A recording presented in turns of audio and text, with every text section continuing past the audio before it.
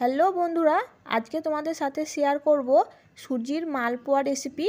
আর একটা দুটো নয়, প্রত্যেকটা মালপোয়াই কিন্তু বলের মতো ফুলকো হয়েছিল আর তার সাথে হয়েছিল নরম আর জালিদার। সবার প্রথম একটা মিক্সিং বলে আমি নিয়েছি 1 বাটি মতো ময়দা, আর ওই বাটি মেপেই নিয়েছি হাফ বাটি সুজি, হাফ বাটি মতো চিনি, আর দিয়েছি 1 প্যাকেট আমুল দুধ। সব শেষে দিয়েছি স্বাদ মতো নুন।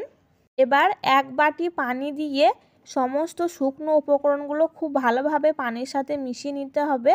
আর পানিটা কিন্তু এখানে আমি ঠান্ডা ব্যবহার করিনি, পানিটা আমি উষ্ণ গরম দিয়েছি। মানে একটা আঙ্গুল চুবিয়ে রাখতে পারবে, পানিটা ঠিক ততটাই গরম হতে হবে। 1 বাটি পানি দেওয়ার পরে আমি আবারও ওই বাটি মেপেই হাফ বাটির থেকে কিছুটা কম পানি দিয়ে দিয়েছি। ব্যাটারটা কিন্তু খুবই ঘন ছিল, তাই এই পানিটা দিয়েছি। এই পানিটাও খুব ভালোভাবে মিশিয়ে নিয়েছি।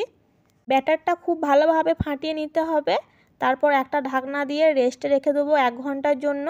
1 ঘন্টা পর ঢাকনাটা খুলে নিয়েছি, আর দেখতেই পাচ্ছ সুজিগুলো কিন্তু ফুলে গেছে আর ব্যাটারটাও কিন্তু আগের থেকে অনেকটা ঘন হয়ে গেছে। আশা করি ব্যাটারের ঘনত্বটা তোমরা দেখে বুঝতে পারছো। মালপোয়াগুলো ভাজার জন্য কড়াইতে তেল গরম করে নিয়েছি। তারপর 1 হাতা মতো ব্যাটার ওই গরম তেলে দিয়ে দিচ্ছি।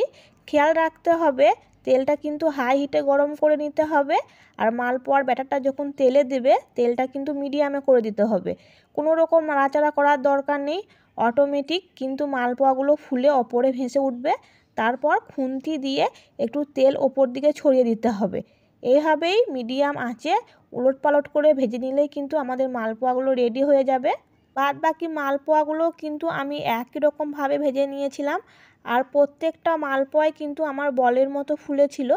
বন্ধুরা, আমার এই ভিডিওটা তোমাদের যদি ভালো লেগে থাকে তো অবশ্যই আমার চ্যানেলটাকে সাবস্ক্রাইব করে দিও, আর পাশে থাকা বেল আইকনটি প্রেস করে দিও, যাতে আমার ভিডিওর সমস্ত নোটিফিকেশন সবার প্রথম তোমার কাছে পৌঁছাতে পারে। তো চলো তোমাদেরকে মালপোয়াগুলো পরিবেশন করে দেখাই। আর মাশাআল্লাহ প্রত্যেকটা মালপোয়াই কিন্তু ফুলকো ফুলকো হয়েছে, আর তার সাথে হয়েছে নরম আর স্পঞ্জি। তোমরা আশা করি দেখে বুঝতে পারছো। আমি একটা মালপোয়া ছিঁড়ে দেখাচ্ছি যে ভিতরটা ঠিক কতটা জালিদার হয়েছে।